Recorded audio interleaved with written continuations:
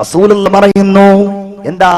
വാപ്പായെയും ഉമ്മായെയും അവഗണിക്കുക എന്നുള്ളത് ഖിയാമത്ത് നാളിന്റെ അടയാളമാണെന്ന് മുഹമ്മദ് മുസ്തഫ. ഉറക്ക സ്വലാത്ത് ചൊല്ലൂ മുഹമ്മദ് മുസ്തഫ. അത് അവഗണിക്കാതിരിക്കണമെങ്കിൽ നേരത്തെ ഞാൻ പറഞ്ഞതുപോലെ ഉമ്മയും ബാപ്പയും ഏറ്റവും വലിയ അഡ്ജസ്റ്റ്മെന്റിന് തയ്യാറാവണം. പണ്ട് ഞങ്ങളുടെ നാട്ടിലൊരു കഥ പറയാറുണ്ട്. ഉമ്മയും ബാപ്പയും എന്നും തല്ലാണ്, എന്നും അടിയാണ്. പരസ്യമായിട്ടാവാം അടി, രഹസ്യമായിട്ടാവാം. അതിന് ഇടയിൽ പെട്ട് നട്ടം തിരിഞ്ഞത് പാവം മോനാണ്. ഒരു ദിവസം മോന് ഉമ്മായുടെ സഹോദരൻ, അമ്മാവെന്ന് പറയും ഞങ്ങളുടെ അവിടെ, ഗൾഫിൽ നിന്ന് വന്നിട്ട് ഒരു പാന്റിന്റെ ശീല കൊടുത്തു, പാന്റ് അടിക്കാൻ. ഇവനതൊക്കെ നന്നായിട്ട് ഉപയോഗിച്ച് നല്ലൊരു 3/4 ഒക്കെ ഇട്ടിട്ട് ഇങ്ങനെ സ്റ്റൈലാക്കി നടക്കണമെന്നായിരുന്നു തീരുമാനിച്ചത്. വാപ്പ അവനോട് പറഞ്ഞു, മോനെ നീ പോയിട്ട് നല്ലൊരു പാന്റ് അടിച്ചു വരണം കേട്ടോ. അപ്പൊ ഉമ്മച്ചി പറഞ്ഞു, മോനെ വാപ്പ പാന്റ് അടിക്കാൻ പറഞ്ഞൊന്നും നീ കേൾക്കണ്ട, നീ പോയിട്ട് നല്ലൊരു ട്രൗസർ അടിച്ചു വന്നു എന്ന് പറഞ്ഞു. വാപ്പ എന്ത് പറഞ്ഞാലും നേരെ അതിനെതിരാണ്. മകൻ എന്ത് ചെയ്യും? ആകെ ബുദ്ധിമുട്ടിലായി പോയി. രണ്ടുപേരും പറഞ്ഞു, വേഗം കൊണ്ടുപോവാ, ഉമ്മ പറഞ്ഞത് കേട്ടാൽ മതി, വാപ്പാന്റെ വക ഞാൻ പറഞ്ഞത് കേട്ടാൽ മതി. മോൻ ഏതായാലും പോയി തയ്യൽ കടയിൽ കൊടുത്തു, തിരിച്ചു വന്നു. എന്നാ മോനെ സാധനം കിട്ടുക? 29-ാം തീയതി കിട്ടും. രണ്ടുപേരും ഇങ്ങനെ വെയിറ്റ് ചെയ്യാണ്. ആര് പറഞ്ഞതാ കേൾക്കാന്ന് അറിയാലോ, ഉമ്മാന്റെ വക. നീ പറഞ്ഞതൊന്നും കേൾക്കൂല, ഞാൻ പറഞ്ഞത് തന്നെ എന്റെ മോൻ അനുസരിക്കുള്ളൂ, എന്റെ മോനാണ് എന്ന് വാപ്പാന്റെ വക. ഏതായാലും 29-ാം തീയതിയായി.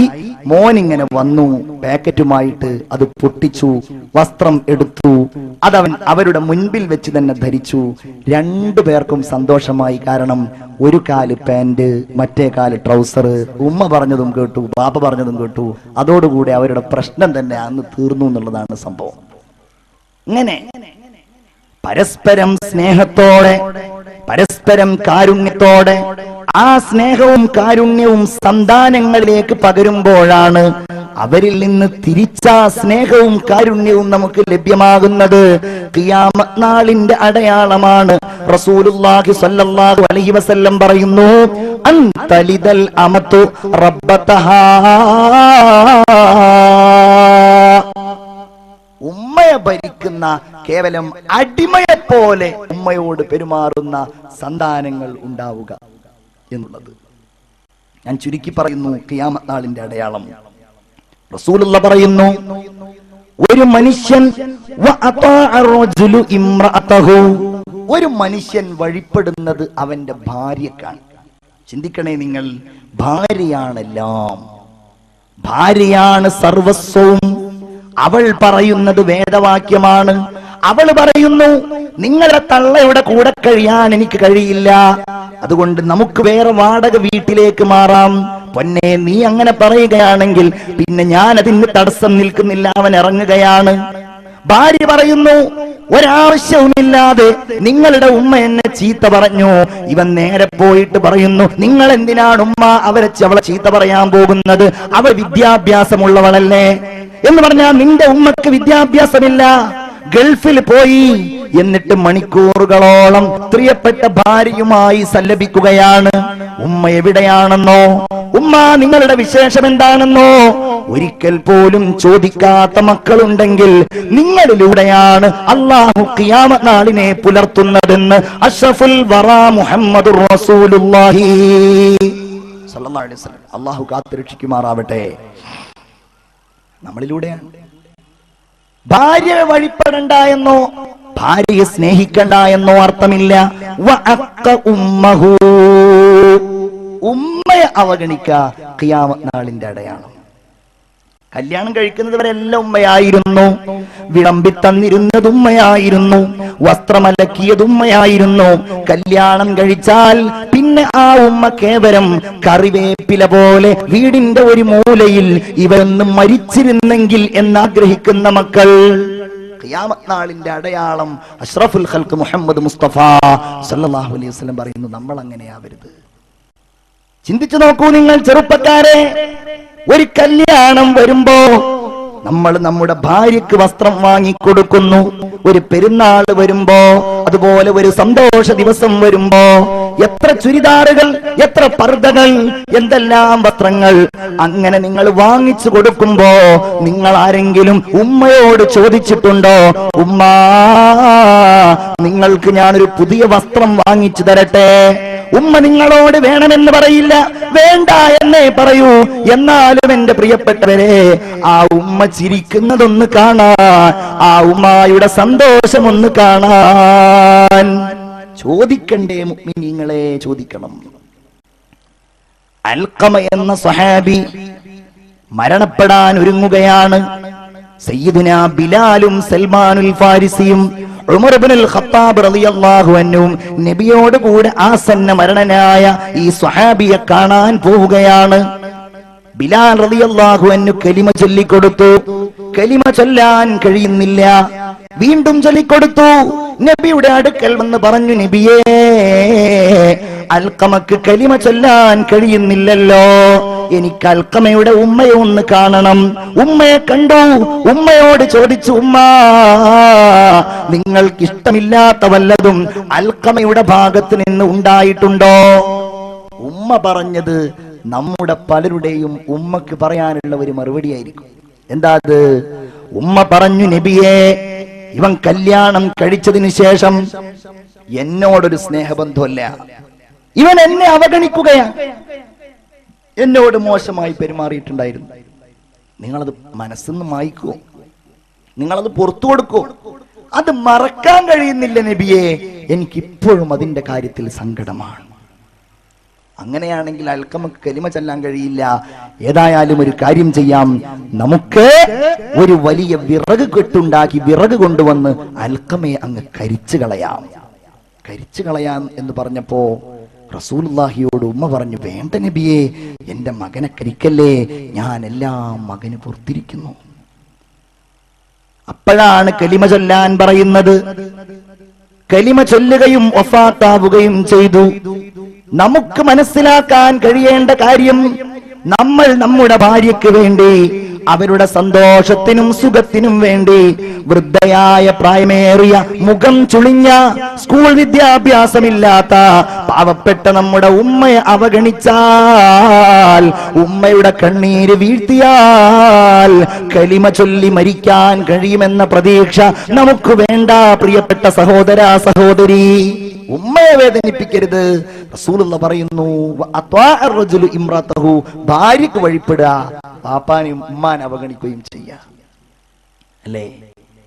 എന്റെ സ്ഥാപനത്തിനടുത്തുള്ള ഒരു ചെറുപ്പക്കാരൻ എന്നോട് പറഞ്ഞു, ഉസ്താദേ, എനിക്കൊരു അമ്മായി ഉണ്ടായിരുന്നു.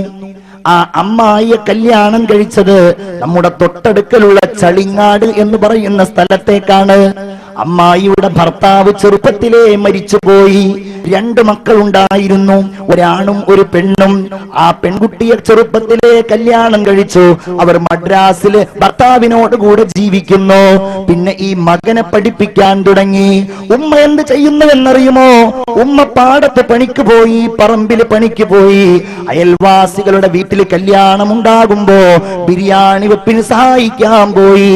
ഇനി ഒരു പണിയുമില്ലെങ്കിൽ, പാടത്ത് പണിയില്ലെങ്കിൽ, പറമ്പിൽ പണിയില്ലെങ്കിൽ, അച്ചിപ്പായ ഉണ്ടല്ലോ, കൈതോല കൊണ്ടുണ്ടാക്കുന്ന പായ, ഈ പായ ഉണ്ടാക്കി അമ്മായി 3 പീടിക അങ്ങാടിയിൽ കൊണ്ടുവന്ന് വിൽക്കും.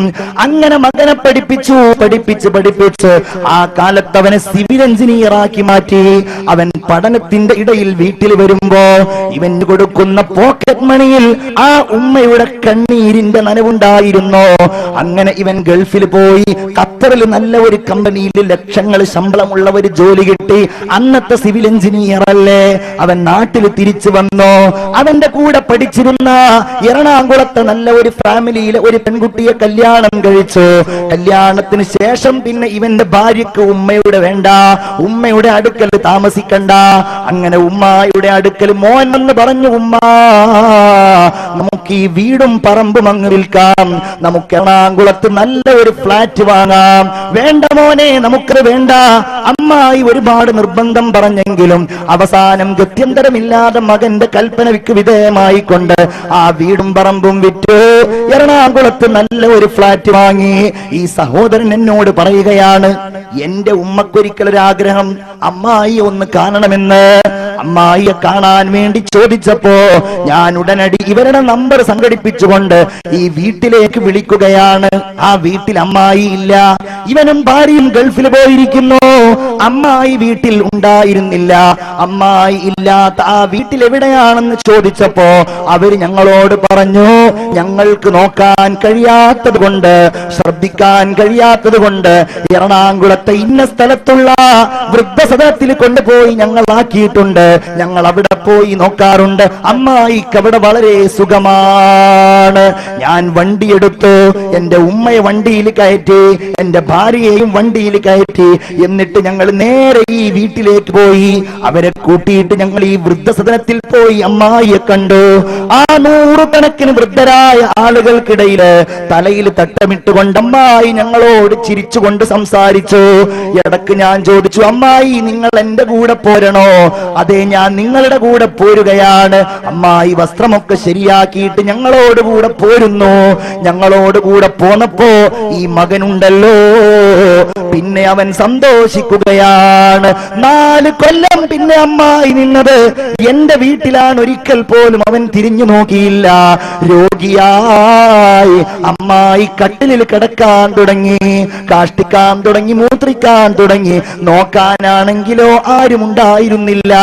എന്റെ ഭാര്യയല്ലേ, എന്റെ ഭാര്യയോട് സത്യത്തിൽ എത്ര അകന്ന കുടുംബമാണ് എന്റെ അമ്മായി, എത്ര അകന്ന ബന്ധമാണ് എന്റെ അമ്മായി. പക്ഷേ സ്വന്തം ഉമ്മയെ പോലെ എന്റെ ഭാര്യ ഇങ്ങനെ ആ കാഷ്ടവും മൂത്രവും ഒക്കെ വാരിക്കൊണ്ടുപോയി ഇടുമ്പോ ഞാൻ പലപ്പോഴും അവളെ സമാധാനിപ്പിക്കും.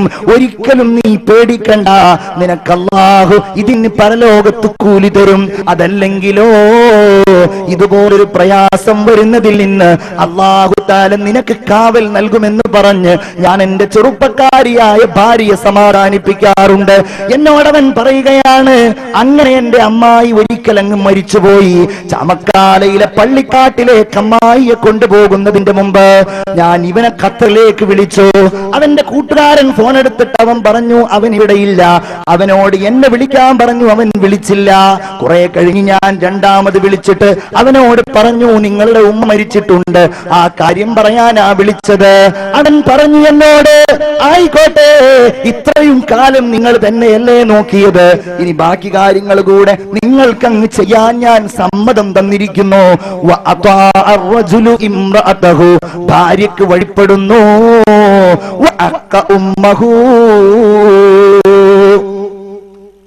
ഉമ്മയെ അകറ്റുകയും ചെയ്യുന്നു. റസൂലുള്ള വീണ്ടും പറയുകയാ, അപ്രകാരം തന്നെ പിതാവിനെ അവഗണിക്കുകയും കൂട്ടുകാരനെ വഴിപ്പെടുകയും ചെയ്യുക. പിതാവ് അവനൊരു അപമാനമാണ്. അവൻ സയൻസിന് പഠിക്കുകയാണ്, അവൻ +2 സയൻസ് ഗ്രൂപ്പ് എടുത്ത് പഠിക്കുകയാണ്, അവൻ ഡിഗ്രി ചെയ്യുകയാണ്, അവൻ വലിയ MBBS പഠിക്കുകയാണ്.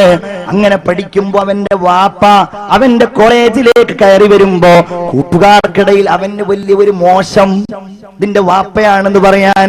അങ്ങനെ ഉമ്മയെ നേരത്തെ തന്നെ അവൻ ശട്ടം കെട്ടുകയാണ്.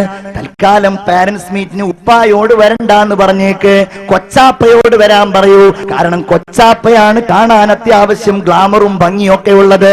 അതുകൊണ്ട് ഉപ്പയെ അവഗണിക്കുന്നു.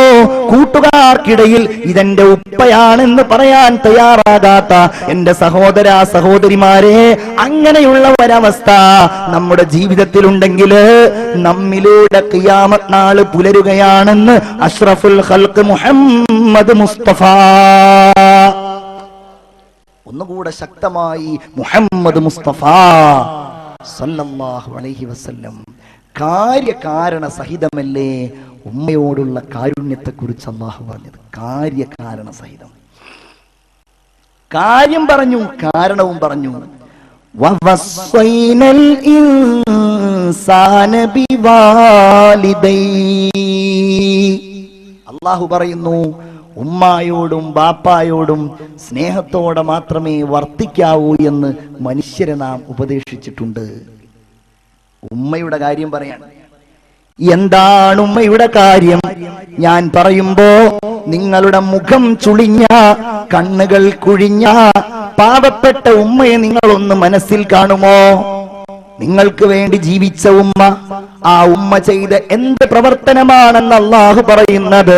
ഹമലത്ഹു ഉമ്മുഹു വഹ്നൻ അലാ വഹ്ൻ. പ്രയാസത്തിനുമേൽ പ്രയാസമായിക്കൊണ്ട് ആ ഉമ്മ അവനെ ഗർഭം ചുമന്നിരിക്കുന്നു.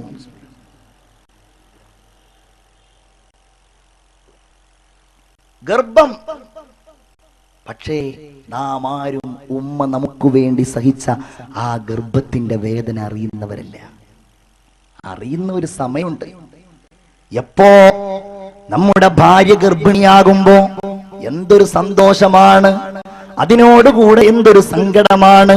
പിന്നെ അവർക്ക് നമ്മൾ റെസ്റ്റ് വിധിക്കുന്നു, പിന്നെ അവർക്ക് നമ്മൾ ഫ്രൂട്ട്സുകൾ വാങ്ങിക്കുന്നു, ഇടക്കിടക്ക് നമ്മൾ അവരെ ഗൈനക്കോളജിസ്റ്റിനെ കാണിക്കുന്നു, അവർക്ക് വേണ്ട എല്ലാ സംവിധാനങ്ങളും നമ്മൾ ചെയ്തു കൊടുക്കുന്നു, അല്ലേ? എന്തൊരു സന്തോഷവും എന്തൊരു സങ്കടവും. അങ്ങനെ നമ്മൾ കൂടെ നിൽക്കുമ്പോ നമ്മൾ കാണാറില്ലേ, ഒരു ഭക്ഷണം അവർക്ക് കഴിക്കാൻ വയ്യ, ഛർദിക്കുകയാണ്, മനം പുരട്ടുകയാണ്, തിരിയാൻ വയ്യ, മറിയാൻ വയ്യ. ഈ മകനെ താരാട്ട് പാടിക്കൊണ്ട് നമ്മുടെ ഭാര്യ നമ്മുടെ കുഞ്ഞിനെ ഇങ്ങനെ ചുമക്കുകയാണ്. നമ്മൾ കാണാറുണ്ടോ? ഇതുപോലെ ഒരിക്കൽ എന്റെ ഉമ്മ എന്നെ ഗർഭം ചുമന്നുവെന്ന് ചിന്തിക്കാൻ ഉമ്മയോട് പോകാൻ പറയുമ്പോ, പോയി പണി നോക്കാൻ പറയുമ്പോ, ഉമ്മയെ ചീത്ത പറയുമ്പോ, ഉമ്മയുടെ ഖബറിന്റെ അവിടെ പോകാൻ മടിക്കുമ്പോ, എന്റെ സഹോദരിമാരെ, കല്യാണം കഴിഞ്ഞ് നിങ്ങളുടെ വീടുകളിൽ സന്തോഷത്തോടെ കഴിയുമ്പോ നിങ്ങളുടെ കുഞ്ഞുങ്ങൾക്ക് വേണ്ടി നിങ്ങൾ കഷ്ടപ്പെടുന്നത് പോലെ നിങ്ങൾക്ക് വേണ്ടി സങ്കടപ്പെട്ട ആ ഉമ്മയുടെ മുഖം നിങ്ങൾ ഓർക്കാറുണ്ടോ? ഗർഭത്തിന്റെ പ്രയാസങ്ങൾ ദിവസങ്ങളോളം മാസങ്ങളോളം അവർ ജീവിക്കുകയായിരുന്നു നമുക്ക് വേണ്ടി. ആ കുഞ്ഞ് അവരുടെ എല്ലാമായിരുന്നു. നമ്മൾ നമ്മുടെ ഉമ്മയുടെ എല്ലാമായിരുന്നു. പിന്നെ ആ ഉമ്മ നമ്മളെ പ്രസവിച്ചില്ലേ, നമ്മുടെ ഭാര്യ നമ്മുടെ കുഞ്ഞുങ്ങളെ പോറ്റുന്നത് നമ്മൾ കണ്ടിട്ടില്ലേ? ഒന്ന് കരയുമ്പോ, കാഷ്ടിക്കുമ്പോ, മൂത്രിക്കുമ്പോ, എല്ലാ സങ്കടങ്ങൾക്കും ഞാനും നിങ്ങളുമൊക്കെ കട്ടിലിൽ സുഖമായിട്ടുറങ്ങുമ്പോ ആ കുഞ്ഞിന്റെ ചെറിയ കരച്ചിൽ കേൾക്കാൻ പോലും കഴിയാതെ നമ്മളിങ്ങനെ തിരിഞ്ഞും മറിഞ്ഞും കിടക്കുമ്പോ ഉമ്മ അഥവാ നമ്മുടെ ഭാര്യ എഴുന്നേറ്റ് ആ കുഞ്ഞിനെ ഇങ്ങനെ താരാട്ട് പാടുന്നത് നമ്മൾ കണ്ടിട്ടില്ലേ? ഇതുപോലൊരു താരാട്ട്, താലോലം താലോലം താലോലം കുഞ്ഞേ എന്ന് പാടിക്കൊണ്ട് താരാട്ട് പാടി നമ്മെ ഉറക്കിയ നമ്മുടെ പ്രിയപ്പെട്ട മാതാവിനെയാണോ നമ്മൾ അവഗണിക്കുന്നത്? അല്ലാഹു പറയുന്നു, വഫിസാലുഹു ഫീ ആമൈൻ. 2 കൊല്ലം ഉമ്മ മുല നൽകി. 2 കൊല്ലം, അല്ലേ? ഉമ്മയെ ചവിട്ടുന്ന മക്കൾ പത്രത്തിൽ കാണാറുണ്ട്. ഓർക്കാറില്ല അവന്റെ കാലുകൾക്കൊരൽപ്പം മുകളിലായി ആ ഉമ്മയുടെ ഒരടയാളം, മായ്ക്കാൻ കഴിയാത്ത ഒരടയാളം അവന്റെ ശരീരത്തിലുണ്ട്.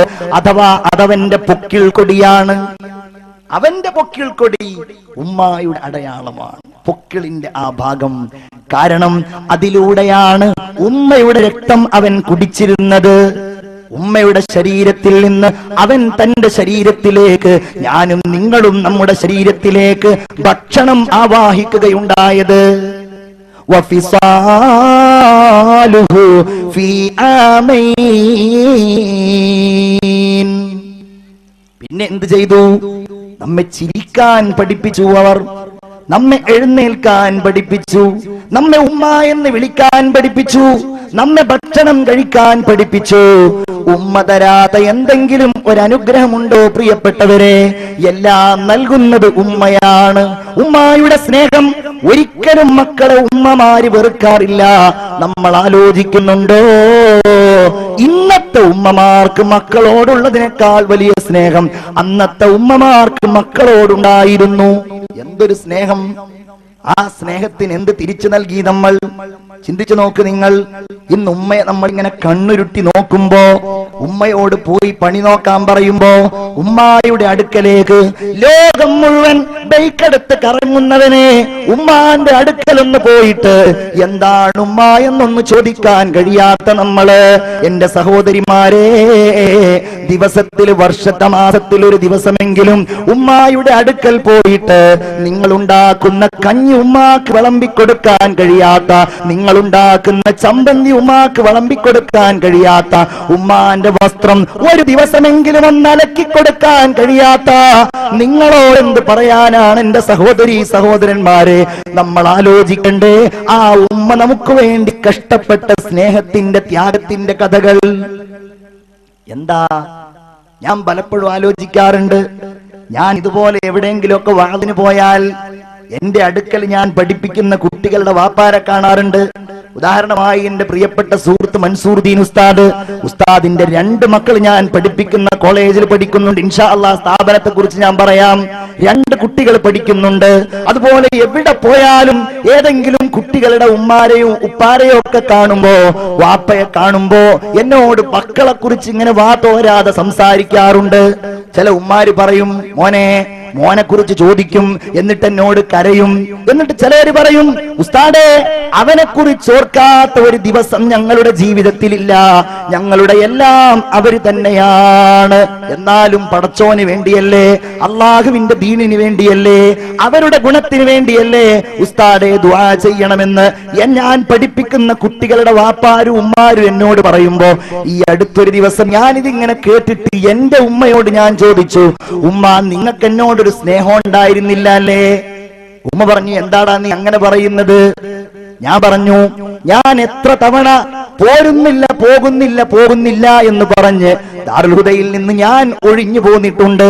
അപ്പോഴൊക്കെ നിങ്ങൾ എന്നെ ചീത്ത പറഞ്ഞു. നിങ്ങൾ നിങ്ങളുടെ മുഖത്തൊന്നും കാണിക്കാതെ എന്നെ രണ്ടാമതും ഓരോരുത്തരെ കൂട്ടിയിട്ട് അങ്ങോട്ട് പറഞ്ഞയച്ചു. ഉസ്താദുമാരെ വിളിച്ചിട്ട് ഈ കാര്യം പറഞ്ഞു. അവരെന്നെ അതിന്റെ പേരിൽ ഒരുപാട് ബുദ്ധിമുട്ടിച്ചു. അങ്ങനെ ഉമ്മ ചെയ്തില്ലേന്നൊക്കെ ഞാൻ ഇങ്ങനെ രസമായി തമാശയിൽ ചോദിച്ചപ്പോ ഉമ്മ എന്നോട് പറഞ്ഞ ഒരു കാര്യമാണ്, നിന്റെയൊന്നും കാര്യം പറയാത്ത, നിനക്ക് വേണ്ടിയൊന്നും ദുആ ചെയ്യാത്ത ഒരു ദുആയും ഞാൻ നടത്താറില്ല പൊന്നുമോനെ.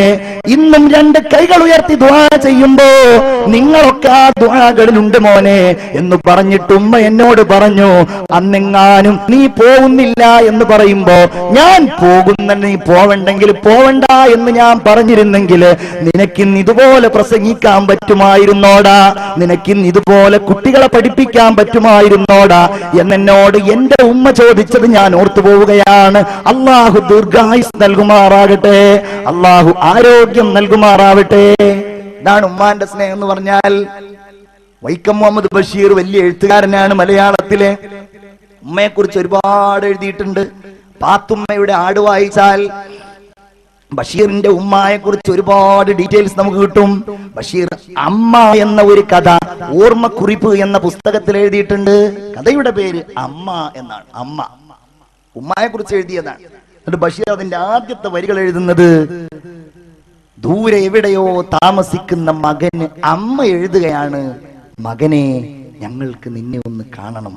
അക്ഷരവടിവില്ല, വ്യാകരണമില്ല, എന്നാലും ആ അമ്മയുടെ ഹൃദയം അതിൽ തുറന്നു വെച്ചിരിക്കുന്നു എന്ന് പറഞ്ഞിട്ടാണ് ഈ കഥ ഇങ്ങനെ തുടങ്ങുന്നത്. എന്നിട്ട് ബഷീർ അദ്ദേഹത്തിന്റെ അനുഭവം പറയാൻ, ഉമ്മായ അമ്മയെ വിട്ടുപോയത്, വീട്ടിൽ നിന്നിറങ്ങിപ്പോയത്, ബ്രിട്ടീഷുകാര് പിന്നാലെ വന്നത്, ലോക്കപ്പിലിട്ട് മർദ്ദിച്ചത്, കുറെ കാലം ആരും അറിയാത്തടത്ത് താമസിച്ചത്. അങ്ങനെ ഒരിക്കൽ അമ്മക്ക് കത്തെഴുതിയിട്ടുണ്ടായിരുന്നു. ആ കത്തിന് മറുപടിയായിട്ടാണ് അമ്മ എഴുതുന്നത്, എനിക്ക് നിന്നെ ഒന്ന് കാണണം. ബഷീർ പറയുന്നു, എന്റെ മനസ്സിൽ അമ്മയെ കാണണമെന്ന് തോന്നി. നമുക്കത് ഉമ്മ എന്ന് പറയാം. ഉമ്മയെ കാണണമെന്ന് തോന്നി. ഞാൻ പകല് പോയാൽ പോലീസുകാർ പിടിക്കും. രാത്രി ആരും കാണാതെ ഞാൻ വൈക്കത്തെത്തി. രാത്രി 3 മണിയാണ്. വൈക്കത്ത് നിന്ന് 7 നാഴിക തലയോല പറമ്പിലേക്ക് ഞാൻ നടന്നു. ആ നടത്തമൊക്കെ ബഷീർ ഇങ്ങനെ വിവരിക്കുന്നുണ്ട്. ഞാൻ നടന്നു. ഞാനങ്ങനെ വീടിന്റെ വാതിലിൽ ഉമ്മറപ്പടിയിൽ കയറി. ഞാൻ ഇങ്ങനെ നോക്കി വാതിലിന്റെ പഴുതിലൂടെ. ഞാനിങ്ങനെ നോക്കിയപ്പോ ഞാൻ കാണുന്നു, ഒരു വിളക്കും കത്തിച്ചു വെച്ച് ചോറും വിളമ്പി വെച്ച് ഉമ്മ ഇങ്ങനെ ഇരിക്കുകയാണ്. ഞാൻ വാതിലിൽ മുട്ടി. ഉമ്മ എഴുന്നേറ്റ് വാതിൽ തുറന്നു. എന്നോട് പറഞ്ഞു, മോനെ കൈ കഴുക്, ചോറ് കഴിക്ക്. ഞാൻ ചോദിച്ചു ഭക്ഷണം കഴിക്കുന്നതിനിടയിൽ, ഉമ്മാ ഞാൻ ഇന്ന് വരും എന്ന് എങ്ങനെയാ നിങ്ങൾ അറിഞ്ഞത്? ഉമ്മ എന്നോടതിന് മറുപടി പറഞ്ഞു, മോനെ നീ ഇന്ന് വരും എന്ന് കരുതിയിട്ട് എല്ലാ ദിവസവും ഇതുപോലെ ഞാൻ ചോറും വിളമ്പി വെച്ച് നിന്നെയും കാത്തിരിക്കാറുണ്ട്. ബഷീർ പിന്നൊന്നും പറയുന്നില്ല, അതും പറഞ്ഞിട്ട് ആ കഥ അവിടെ അവസാനിപ്പിക്കുകയാണ്. ഉമ്മാന്റെ സ്നേഹം ഇതുപോലെ നിങ്ങളെയൊക്കെ സ്നേഹിച്ച ഉമ്മമാരുണ്ടാവില്ലേ? നിങ്ങളെ കാത്തിരുന്ന ഉമ്മമാർ ഇന്നും അങ്ങനെ തന്നെയാണ്, അതിന് മാറ്റമില്ല. അല്ലാഹു ഖുർആനിൽ പറയുന്നു, അതുകൊണ്ട് അൻഷ്കുർലി, എനിക്ക് നിങ്ങൾ നന്ദി ചെയ്യണേ, വലി വാലിദൈക്, നിങ്ങളുടെ മാതാവിനും പിതാവിനും നിങ്ങൾ നന്ദി ചെയ്യണേ എന്ന് അല്ലാഹു റബ്ബുൽ ഇസ്സത്ത് പറയാണ്. അല്ലാഹു തൗഫീഖ് ചെയ്യുമാറാകട്ടെ. എന്താ എന്ത് ചെയ്താലാ തീര? ഇതിനെപ്പറ്റി അള്ള പറഞ്ഞത് എന്താ? അർഹാം എന്നാണ്. അർഹാം, റഹീം എന്ന് പറഞ്ഞിട്ടുണ്ടെങ്കിൽ ഗർഭപാത്രം. അള്ളാഹു പറഞ്ഞത് എന്താ? എന്റെ ഒരു നാമത്തിന്റെ ഭാഗമാണത്. അള്ളാന്റെ പേരാണ് റഹ്മാൻ റഹീം. അതിൽ നിന്ന് വന്നത് തന്നെയാണ് റഹീം. അത് കാരുണ്യമാണ്, അല്ലേ? ആ കാരുണ്യം നിങ്ങൾ ചെയ്യണേ, നിങ്ങൾ ബന്ധം ചേർക്കണേ. അങ്ങനെ നിങ്ങൾ ചെയ്താൽ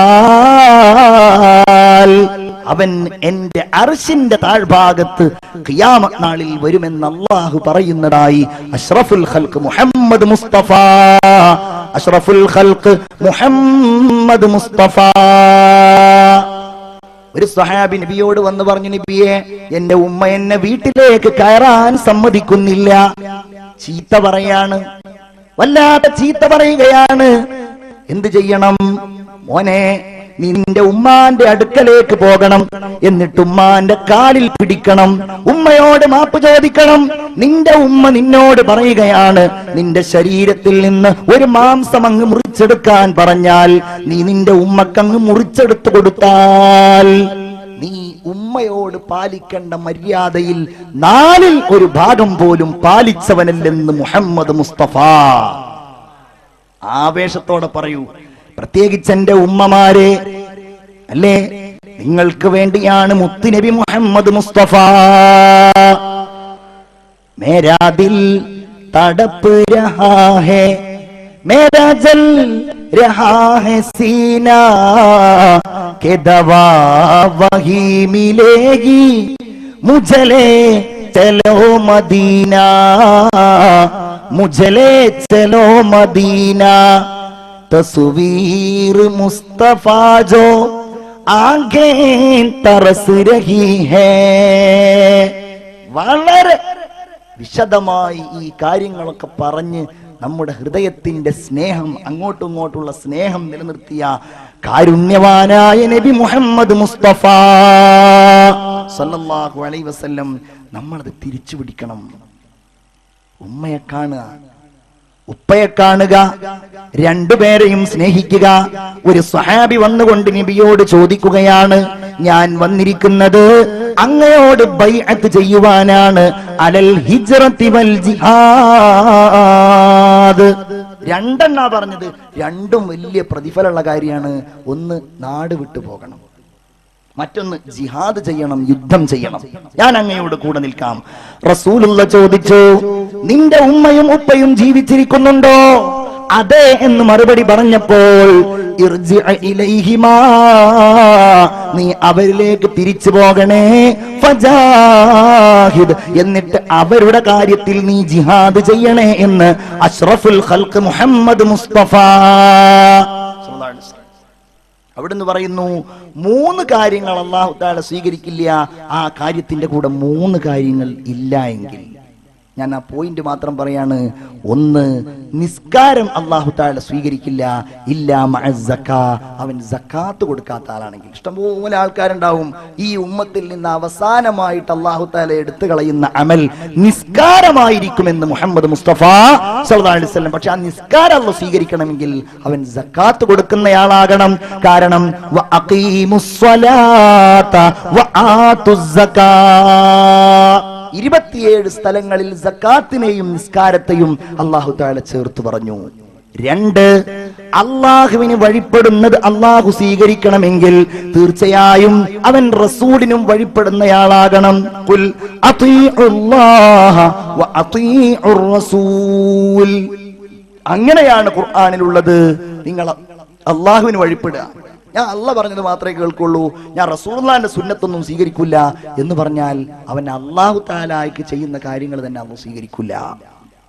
3, അല്ലാഹു സ്വീകരിക്കുകയില്ല ശുക്റുല്ലാഹി ഇല്ലാ മഅ ശുക്രി വാലിദൈൻ. ഉമ്മാക്കും ഉപ്പാക്കും നന്ദി ചെയ്യാതെ അള്ളാഹുവിനുള്ള നന്ദി അല്ലാഹു തആല സ്വീകരിക്കുകയില്ല എന്ന് ആദരവായ മുഹമ്മദ് മുസ്തഫ. ഒന്നുകൂടെ ശക്തമായി മുഹമ്മദ് മുസ്തഫ. നിങ്ങൾ ഉപ്പയാണെങ്കിൽ നിങ്ങൾക്ക് വേണ്ടിയാ എനിക്ക് വേണ്ടിയാ അള്ളാന്റെ ഹബീബ് പറഞ്ഞത് അള്ളാഹു സ്വീകരിക്കുകയേ ഇല്ല. എന്തുകൊണ്ടെന്നാൽ അള്ളാഹു പറഞ്ഞത് അനിഷ്കുർലി, എനിക്ക് നിങ്ങൾ നന്ദി ചെയ്യണം. വലിവാലിദൈക്, നിങ്ങളുടെ മാതാവിനും പിതാവിനും നിങ്ങൾ നന്ദി ചെയ്യണം. എന്ത് ചെയ്താലും അതൊന്നും പകരമാവില്ല. അതുകൊണ്ടല്ലേ ഒരു സ്വഹാബി നബിയോട് വന്ന് ചോദിച്ചു, യാ റസൂലല്ലാഹ് മൻ അഹഖുന്നാസി ബിഹുസ്നി സുഹബതി, എന്റെ കുടുംബ ബന്ധങ്ങളിൽ നിന്ന് എനിക്ക് ഏറ്റവും ബന്ധമുണ്ടാകേണ്ടത് ആരോടാണ്? അവിടുന്ന് പറഞ്ഞു ഉമ്മുക്ക. കാരണം ആ ഉമ്മയല്ലയോ നിന്നെ ഗർഭം ചുമന്നത്, അതുകൊണ്ട് നിന്റെ ഉമ്മ തന്നെയാണ്. പിന്നെ ആരാണ്? പിന്നെയും നിന്റെ ഉമ്മയാണ്. എന്തുകൊണ്ടെന്നാൽ ആ ഉമ്മ നിന്നെ വേദന സഹിച്ചുകൊണ്ട് പ്രസവിച്ചില്ലേ, അതുകൊണ്ട് നിന്റെ ഉമ്മയാണ്. മൂന്നാമതാരാണ്? അപ്പോഴും പറഞ്ഞു ഉമ്മുക്ക, നിന്റെ ഉമ്മയാണ്. ആ ഉമ്മ നിനക്ക് മുല നൽകിയില്ലേ, പിന്നെ ആരാണ്? പിന്നെ നിന്റെ ഉപ്പയാണ്. 4ാമത്തെ പ്രാവശ്യമാണ് അള്ളാഹുവിന്റെ റസൂല് പറഞ്ഞത് പിന്നെ നിന്റെ ഉപ്പയാണ്. ഏറ്റവും കൂടുതൽ ഇവരുടെ കാര്യത്തിൽ മക്കൾ പരീക്ഷിക്കപ്പെടുന്നത് ഇവർ വൃദ്ധന്മാരായാലാണ്. അത് പരീക്ഷണം വിജയിക്കുവാനുള്ളത് മാത്രമാകണം. ഹുമാ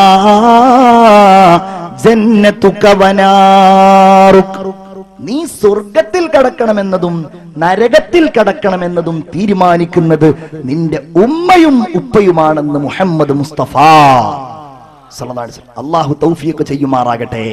ഒരു തീരുമാനമെടുക്കണം, എന്റെ ജീവിതത്തിലെ ഏറ്റവും വലിയ ഒരു ഇബാദത്തായി ഉമ്മാക്ക് ഞാൻ ചെയ്തു കൊടുക്കുന്നത് സ്വീകരിക്കും എന്ന കാര്യം. മടിയാണ് അല്ലേ? ഉമ്മ പറയുന്നു, മോനെ എനിക്കെന്റെ ഊരയുടെ ഭാഗത്ത്, എന്റെ പിൻഭാഗത്ത് വല്ലാത്ത വേദനയുണ്ട്, ഡിസ്കിന് കംപ്ലൈന്റ് ആണ്. ഇനിയിപ്പോ എന്താപ്പോ, അത് സാരില്ല, അത് തൽക്കാലം ഒരു തൈലം തേച്ചാൽ മതി, ശരിയാവും. പറയരുത്. കൊണ്ടുപോകണം, ചികിത്സിക്കണം, പണം ചെലവഴിക്കണം.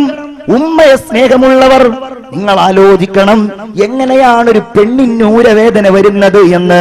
പലപ്പോഴും ആരോഗ്യ മാസികകളിലൊക്കെ വരാറുണ്ട്. പ്രസവത്തിന്റെ സമയത്ത് ഡിസ്ക് കംപ്ലൈന്റ് വരുവാനുള്ള സാധ്യത വളരെ കൂടുതലാണ്. ഗർഭത്തിലുള്ള കുഞ്ഞിനെ തള്ളി തള്ളി തള്ളി അങ്ങ് പുറത്തേക്ക് കൊണ്ടുവരുമ്പോ ഒരു പക്ഷേ പിന്നിലുള്ള അവളുടെ ഡിസ്കിന് കംപ്ലൈന്റ് വരാൻ സാധ്യതയുണ്ട്. അതിലെ കശേരുക്കൾ ഇങ്ങനെ അകന്നകന്നകന്ന് സഹിക്കാൻ കഴിയാത്ത വേദന ഒരുപക്ഷെ അവരുടെ വാർദ്ധക്യ കാലത്ത് വരുമ്പോ, അത് അനുജൻ നോക്കിക്കോട്ടെ, അത് ജ്യേഷ്ഠൻ നോക്കിക്കോട്ടെ എന്ന് പറഞ്ഞ് അവഗണിക്കല്ലേ. നിങ്ങളുടെ കാര്യമാണ്. ഓരോരുത്തരും കരുതേണ്ടത് എന്റെ ഉമ്മയെ ചികിത്സിക്കേണ്ടത് ഞാനാണ്, എന്റെ ഉപ്പയെ ചികിത്സിക്കേണ്ടത് ഞാനാണ്. കഴിയുമോ നിങ്ങൾക്ക്? അല്ലാഹു പറയുകയാണ് വബിൽ വാലിദൈനി ഇഹ്സാനാ. ഞാൻ ആ ആയത്ത് പൂർണ്ണമായിട്ട് ഓതുന്നില്ല. അല്ലാഹു പറയുന്നു ഉമ്മാക്കും ബാപ്പാക്കും നിങ്ങൾ ഗുണം ചെയ്യണം. എങ്ങനെ? ഇമ്മാ യബ്ലുഗന്ന ഇൻദകൽ കിബറ അഹദുഹുമാ ഔ കിലാഹുമാ. അല്ലാഹു പറയാണ്, നിങ്ങളുടെ ഇടയിൽ വെച്ച് അവർക്ക് വാർദ്ധക്യം എത്തിക്കഴിഞ്ഞാൽ. എന്താ വാർദ്ധക്യത്തിന്റെ പ്രത്യേകത? ജീവിതം തിരിച്ചു നടക്കുന്ന ഘട്ടമാണ് അല്ലേ? കുട്ടിപ്രായത്തിലേക്ക്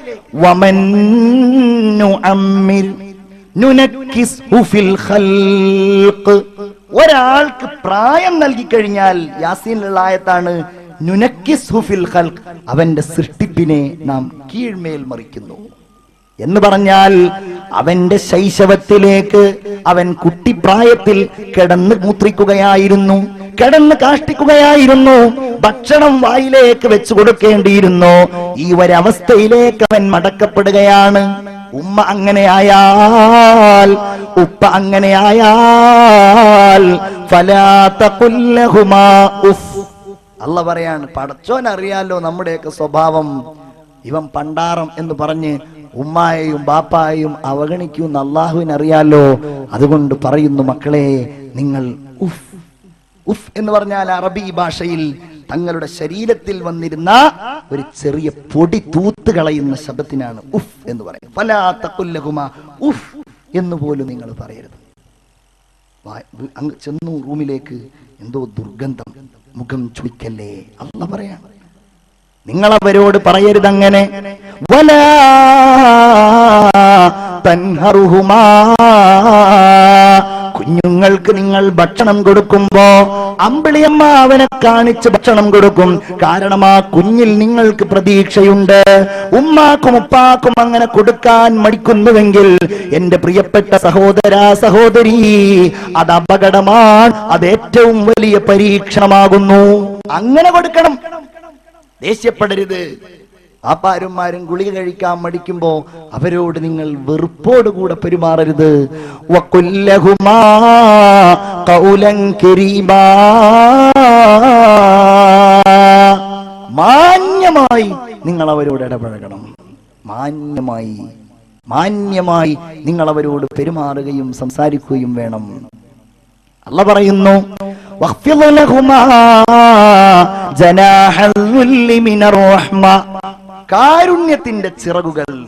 അല്ലേ, ബഹുമാനപ്പെട്ട അബ്ദുല്ലാഹ് ഇബ്നു ഉമർ റളിയല്ലാഹു തആല അൻഹു കഅബ ശരീഫ് ഇങ്ങനെ തവാഫ് ചെയ്യുമ്പോ ഒരാളുണ്ട് തന്റെ ഉമ്മയെ തോളിൽ കയറ്റിക്കൊണ്ട് ഇങ്ങനെ തവാഫ് ചെയ്യുകയാണ്. ഇബ്നു ഉമർ റളിയല്ലാഹു അൻഹുവിനോട് അദ്ദേഹം പറഞ്ഞു, അല്ലയോ ഇബ്നു ഉമർ എന്നവരെ, ഇതെന്റെ ഉമ്മയാണ്. അനലഹൽ ബഈറുഹൽ മുദല്ലലു, എന്റെ ഉമ്മാക്ക് ഞാൻ ഒരു ഒട്ടകത്തിനെ പോലെയാണ്. ഉമ്മ എന്ത് പറഞ്ഞാലും, എവിടേക്ക് പോകണമെന്ന് പറഞ്ഞാലും ഒരൊട്ടകം പോകുന്നത് പോലെ എന്റെ ഉമ്മയെയും ഏറ്റിക്കൊണ്ട് ഞാൻ പോകാറുണ്ട്. എന്നെ ബഹുമാനപ്പെട്ടവരെ, എന്റെ ഉമ്മാക്ക് ഞാൻ സേവനം ചെയ്തയാളാണോ?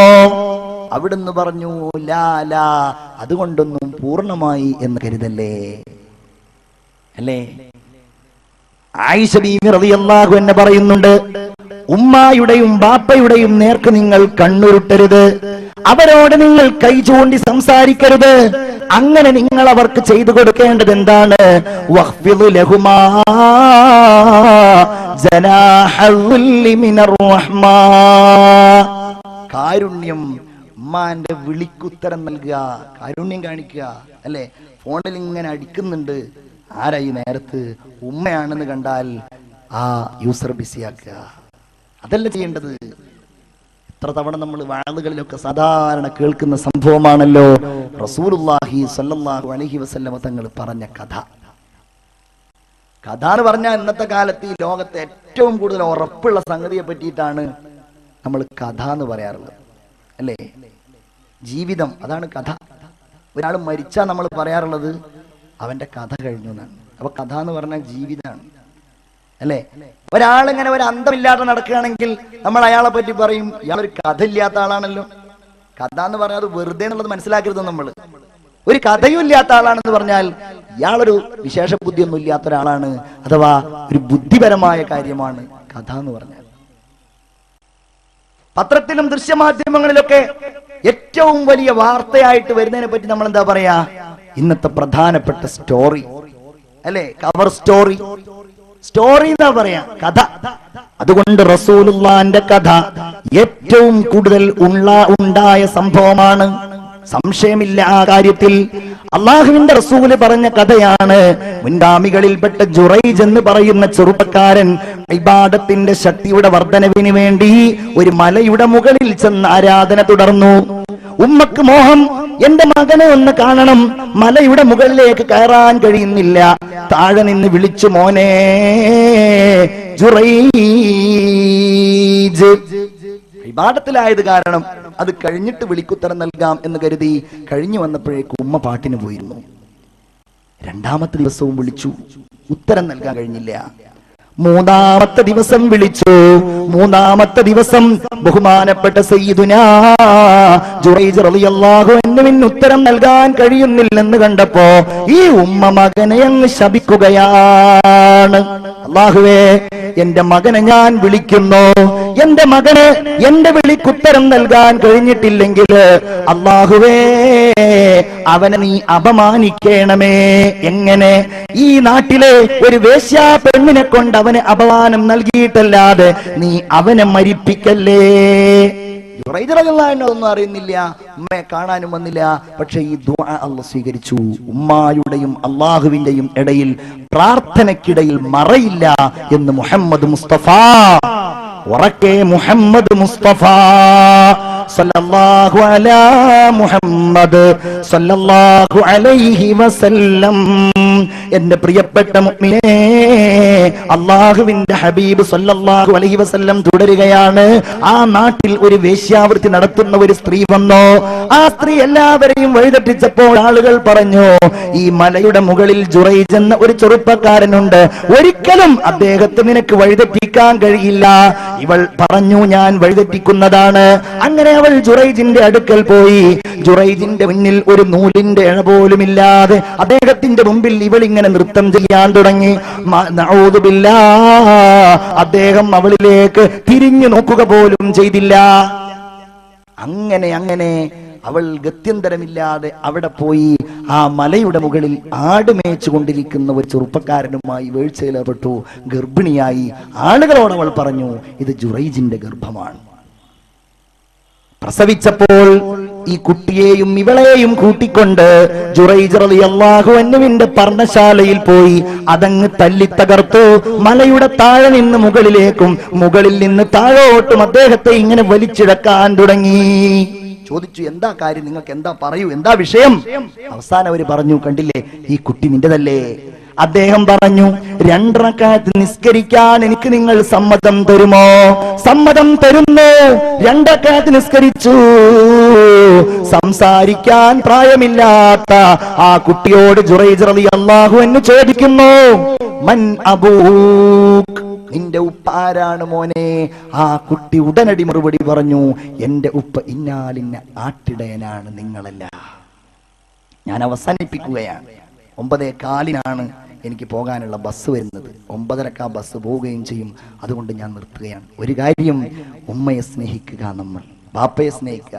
ആരും ബേജാറാവണ്ട. ഞാൻ 9:15 തുടങ്ങിയിട്ടുണ്ട്. അല്ല ഉസ്താദേ, 9:15 നമ്മൾ ദുആ തുടങ്ങി, 9:20 പ്രസംഗം തുടങ്ങിയിട്ടുണ്ട്. 2 മണിക്കൂർ ആവാനായി അല്ലേ?